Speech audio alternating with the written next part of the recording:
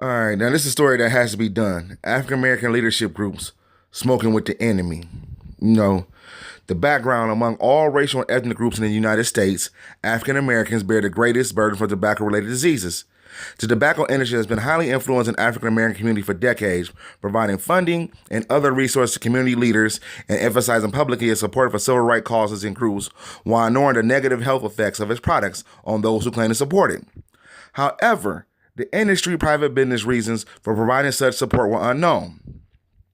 To understand how, for the what purposes, the tobacco industry sought to establish and maintain relationship with African American leaders. The method: review and analysis over 700 previously secret internal tobacco industry documents available over the internet, so you can check this work yourself. The results: the tobacco industry has established relations with virtually every African American leadership organization and built a long-standing social connections with the community for three specific business reasons. One, to increase African American tobacco use. Two, to use African Americans as a frontline force to defend the industry's policies and positions. And three, to diffuse tobacco control efforts. In conclusion, as the tobacco industry expands its global reach, public health advocates should anticipate similar efforts to exploit vulnerabilities of marginalized groups. Their apparent generosity and inclusion and friendship profit by the industry exact a price from the group and help for their members. Helping groups anticipate such efforts, confront Indians' cooperation, and understand the hidden costs of accepting tobacco industry largesse should be part of worldwide tobacco control efforts. African Americans have sought for decades to attain civil rights and combat demonstrations and combat discrimination.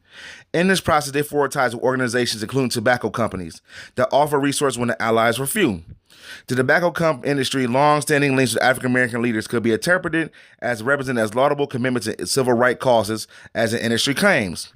However, an alternative interpretation of these responsibilities serve as the industry by helping to keep African Americans engaged as tobacco consumers and silent as opponents. Whenever they attended a purpose, the normalized, pervasive presence of tobacco within African American communities has deadly effects.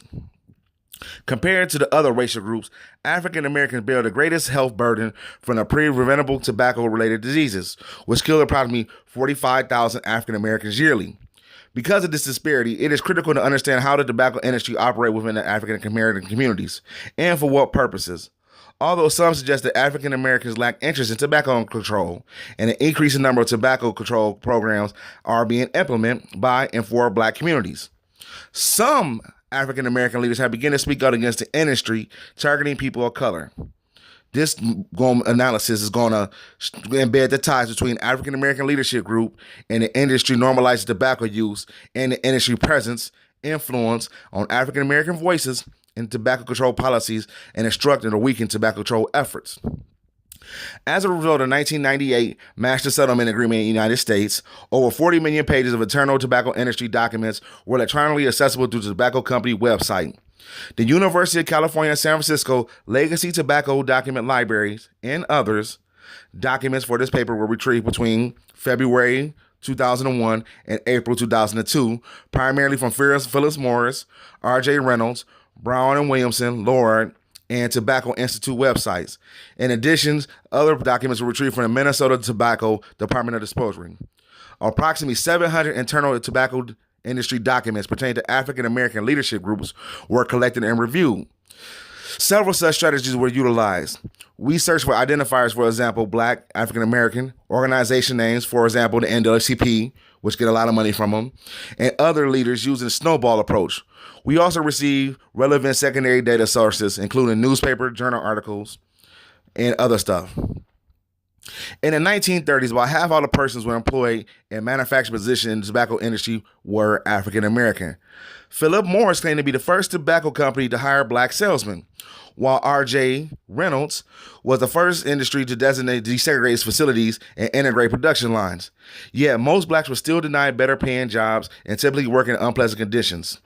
During the 1940s, however, PM realized that the Black community made up a distinct market, and it began advertising in Black publications such as Jet and Ebony.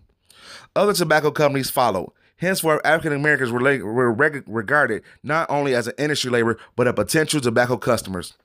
According to the PM chronology in its corporate involvement in the Black community, tobacco executive George Weissman, and yes, he's Jewish, and Joseph Cullerman. Both of them served as the PM board and chairman and CEO and had established a relationship with black organizations by the 1950s. Weissman volunteered with the National Urban League, and Coleman was active supporter of the Urban League, NAACP, National Association for the Advancement of Colored People, UNF, United Negro College Fund, and etc. Coleman later joined the board of the National Urban League Board of Directors.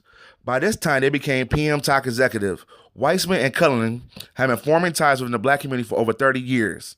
The industry used this relationship with black organizations to recruit African Americans in its workforce, which in turn intensified tobacco industry presence in black organizations. Many individuals hired for the industry were influential within the African American community. For example, in the 1940s, PM hired Herb Wright, the former youth director of the NAACP.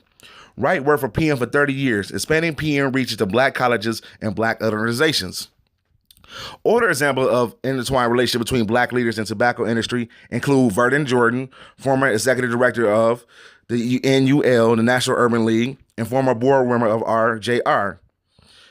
Margaret Young, widow of the former NUL executive director, Whitney Young Jr., a board member of PM, Ivor W. Hughes, chairman, CEO of Brown and Williamson Tobacco Company, and board member of NUL.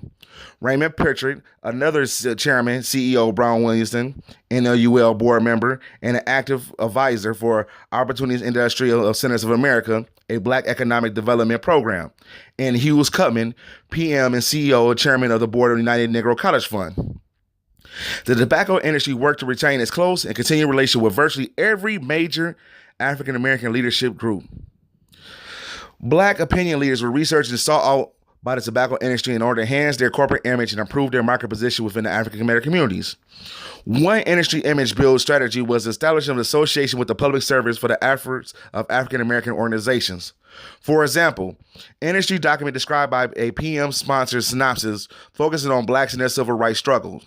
In 1989, the synopsis was a collaboration between the Joint Center of Political Economic Studies, an African American public policy think tank, and the Smithsonian Institution to honor Black History Month. 8.5 hours of program are aired over 200 radio stations in 50 countries. Each open and closed with credits for PM. And when an estimated 3 million listeners heard the broadcast, they also heard the tobacco industry association with African American accomplishments. RJR likewise associated itself with a highly regarded civil rights organization by placing its corporate logo on billboards promoting the National Urban League's community service pro campaigns.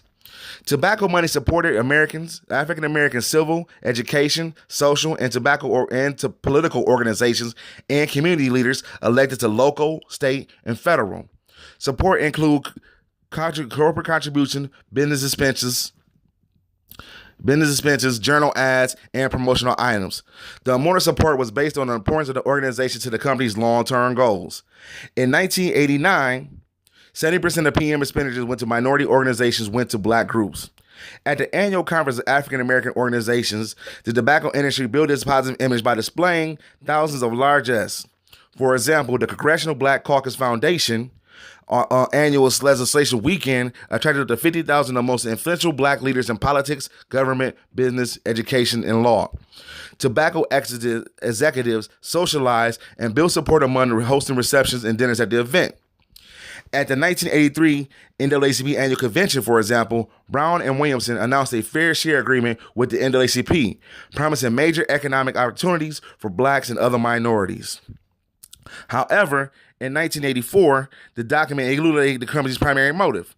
The share agreement with the NAACP association with a natural civil rights organization can be viewed as an endowment of Brown and Williamson and its products.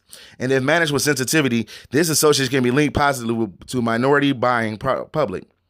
Clearly, the sole reason for BMW's interest in the black and Hispanic communities is actually the potential sales of BMW products within the community and the probable for these sales. The relatively small and often tight-knit minority community can work for BMW marketing advantage if exploited prophecy.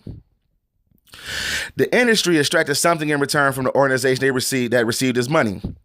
For example, when the NAACP relocated its office, R.J.R. Reynolds helped the fund to move, but also expected the organization to facilitate publicity. One check is an amount of $30,000 representing our 1987 grant to the NAACP Special Contribution Funds. The second check in an amount of $25,000 for the relocation of your office.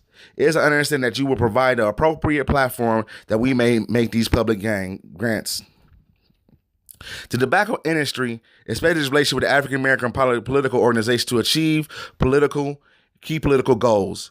The Congressional Black Caucus Foundation, a separate fundraising entity that supports the Congressional Black Caucus political activities, administers fellowship, internship, and social programs for aspiring African American leaders.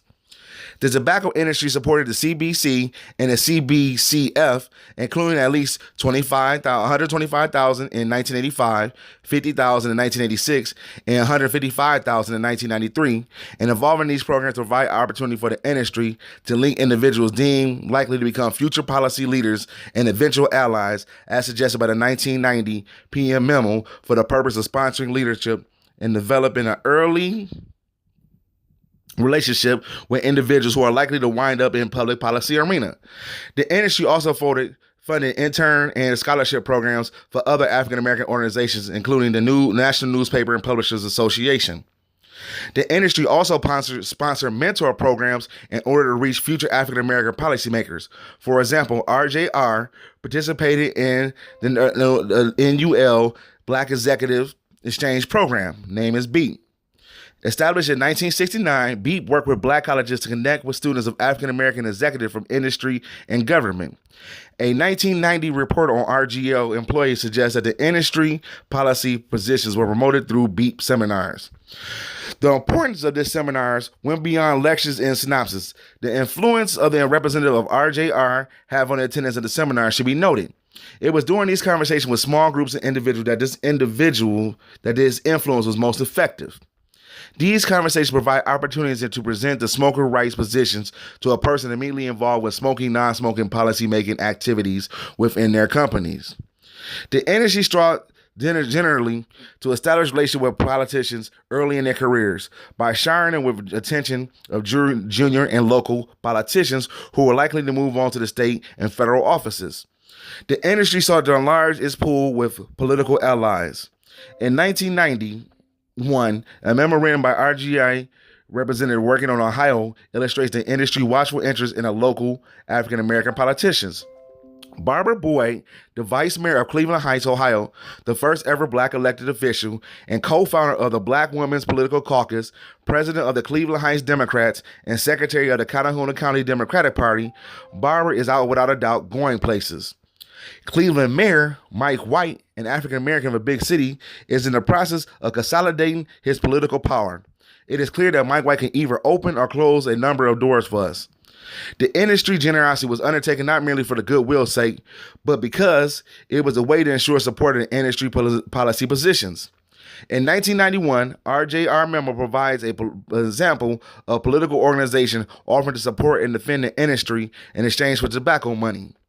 When RJR hosted a dinner reception in honor of Michigan Legislative Caucus, members of the caucus were asked RJR to contribute to a black-owned hospital and Detroit youth organizations. We, RJR, were assured that our support would be welcome regardless of the problems or criticism of anti-smoking activists. We are further assured that ML will in turn support us. Caucus members assured us that they are willing to be our friends in the industry and pledge their support. Many of the African American organizations have been accepted tobacco money and supported the industry by opposing tobacco legislation. For example, in the second half of the 1980s, the federal government was looking for ways to address the budget deficit. Increasing the federal excise tax on tobacco products was one option. Increasing excise tax was also an effective way to reduce tobacco use, especially among African Americans. It had also been demonstrated that a higher excise tax on tobacco products discouraged inflation of smoking, particularly among low-income youth. A 1987 PM marketing memo reveals the industry knowledge of what an excise tax could do. You may recall that in 1982 and 83, a brown piece of increase that increased 2 million adults to quit smoking and prevent 600,000 teenagers to start smoking. These teenagers are now 18 to 21 years old, and since about 70% of 18 to 21 years old and 35% of older smokers smoke a PM brand, this means that 700,000 adult quitters have been PM smokers, and 420 of those non-smokers would have been PM smokers. We don't need to have that happen again. Although the memo does not address African American smokers specifically, it suggests why the Tobacco Institute had declared in 1984 that preventing any excise tax increase was the industry's highest priority. One of the industry key tax and strategies for fighting the increases of tobacco, and argued that excise tax was aggressive and disproportionately unfair, particularly to minorities. Displaying incredible support of this argument led to an intensified effort to pull minority organizations on board. In 1981, the Congressional Black Caucus had proposed an alternative to President Reagan's federal budget. Although the CBC budget included a tax cut for the middle-income Americas, it also contained a 10% increase on the tobacco excise tax.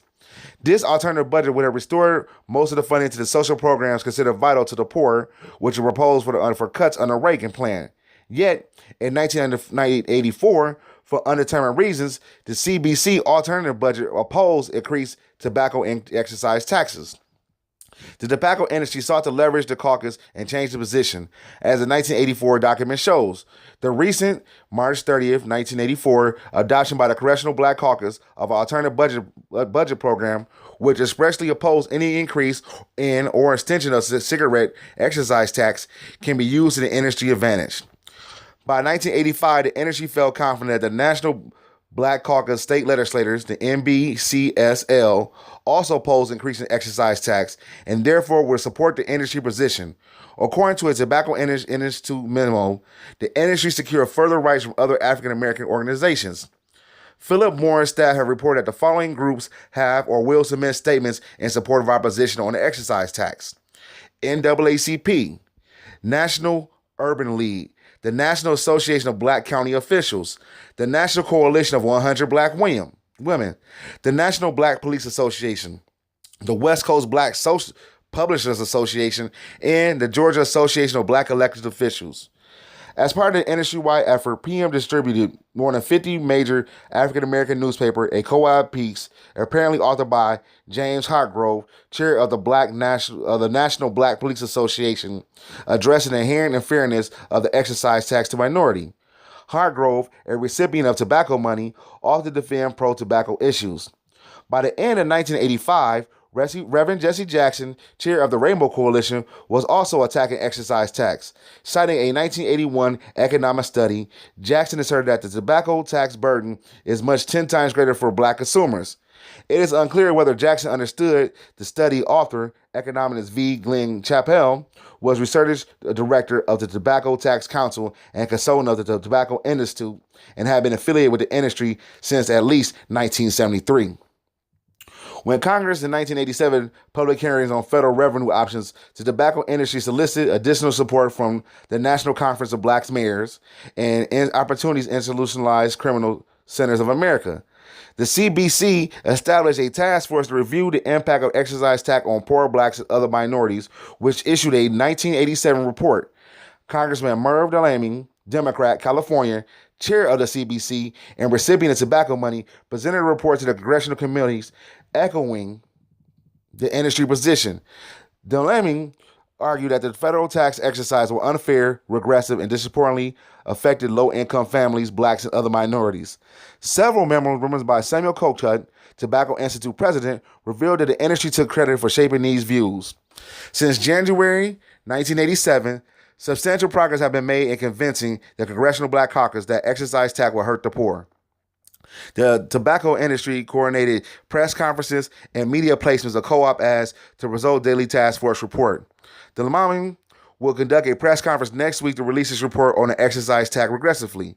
The Tobacco Institute is coordinating a press event and coverage.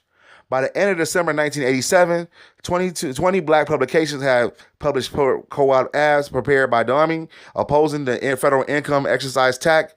We, the Tobacco Ins, coordinated that project. In 1989, the threat of excise tax still existed on Capitol Hill. The tobacco industry maintained its connection with Delaming, who once publicly admitted on voting on behalf of tobacco, even when it conflicted with his own views. as a source to help the industry and its allies kill tax proposals. Industry spokesman continued quoting Downing at least to the early 90s, even after he was no longer a member of Congress. Representative Charlie Rangel from New York, another CBC member, has taken tobacco money. Despite previously supporting legislation to inform the public of tobacco dangers, H.R. 4957, the legislation acknowledged that tobacco increased the cancer mortality of blacks. Rangel, a congressman contact for the industry and thought to be willing to compromise the tobacco industry on the state level, a powerful politician, Willie Brown, and former Speaker of the California House and current mayor of San Francisco, was a longtime recipient of the tobacco industry contributions who widely used his power to thwart tobacco control measures. The industry also drew ties on African American leadership to circumvent local tobacco control policies and exploit promotional opportunities. For example, in 1984, RJR Sports sponsorship plan and promotion plan for Chicago that noted almost all softball league games are played at Park District or Chicago Board of Education grounds. RJRT's own policies prohibit sampling on school grounds. In addition, Chicago Park District regulations prohibit sampling of cigarettes on park cigarettes grounds. However, contact to the various political representatives lead us to believe that we will receive some support and some assistance from local black politicians and obtaining permission to use to sample these activities. The tobacco industry presence was not always evident. It was often called upon to a third party of allies within the minority groups to approach black leaders on behalf. For example, the industry urged the West Coast black publishers and the black professional firefighters to write to CBC members asking them to oppose tobacco legislation and co-sponsor pro-tobacco legislation. When the Tobacco Institute planned to contact the Council of Black Churches for assistance in distributing the industry booklet, Tobacco Helping You Say No, Benjamin Ruffin, RJR's African-American Vice President of Corporate Affairs, warned the Institute that tobacco people might not be enthusiastic received by the council. Heeding Ruffin's warning, the Tobacco Institute called upon Norman Hill of the A. Philip Randall Foundation, a black trade union organization named after civil rights leader, to meet with the church council.